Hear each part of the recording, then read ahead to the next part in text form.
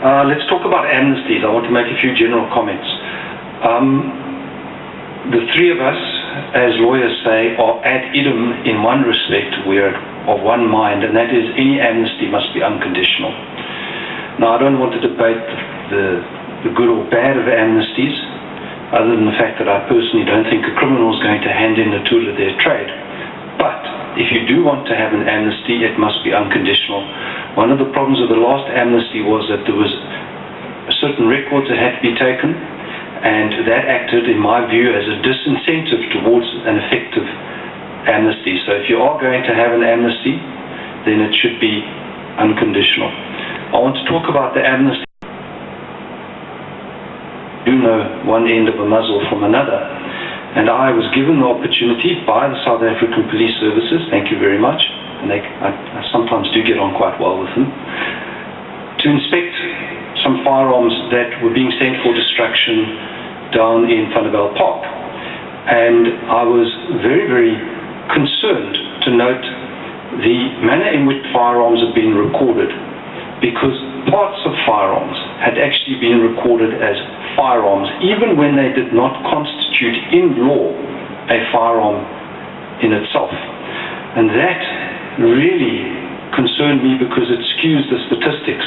It makes the number of firearms be inflated, and we must be very careful of that, because that creates the incorrect impression. Firearms have been used in crimes. Now, again, the South African Police Services had put on display some AK-47s and some other automatic rifles, but they were very, very much in the minority. They were not the firearms that were predominantly handed in.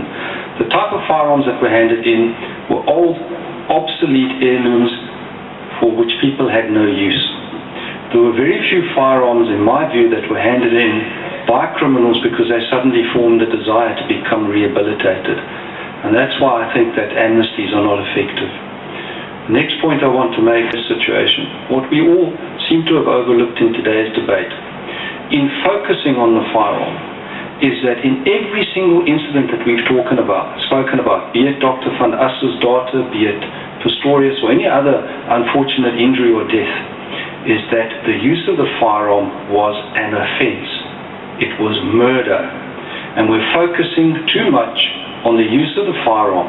We're not focusing on the criminal who commits the act. My colleague has made a very, very pertinent comment that in the Senzima-Year murder, basic policing was not done.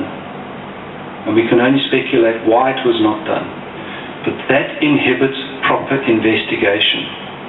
And we need to ask ourselves, why are proper investigations not being done? We're not going to stop criminals committing criminal acts unless we catch them and put them in jail.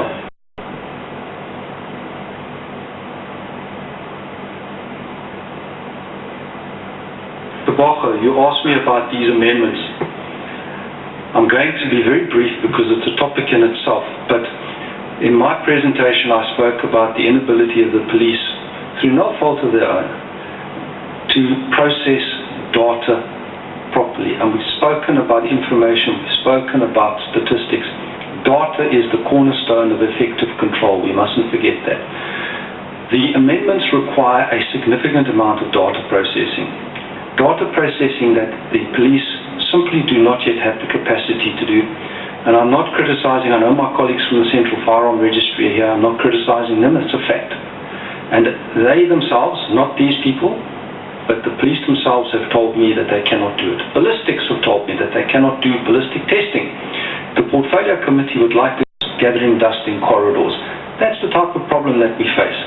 Until we can get basic resourcing allocated and in place, we are not going to achieve anything with the amendments.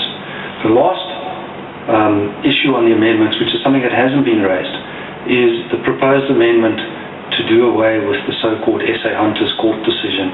And that proposal is of the most concern to me as a lawyer, because we have a division between the legislature and the judiciary in this country. And constitutionally, the judiciary are one of the key checks and balances on executive or legislative power. And one of the proposals in the amendments is to do away with a court order. That fundamentally undermines the rule of law in the Constitution, because you cannot allow any government, to me as a lawyer, because we have a division between the legislature and the judiciary in this country. And constitutionally, the judiciary are one of the key checks and balances on executive or legislative power. And one of the proposals in the amendment is to do away with a court order. That fundamentally undermines the rule of law in the Constitution, because you cannot allow any government to pass a law that does away with a court order if they're unhappy with the court order. That simply means that there is no check or balance on the legislature. So there's some very, very substantial challenges in the amendments of a practical and a legal nature, which we're going to have to address.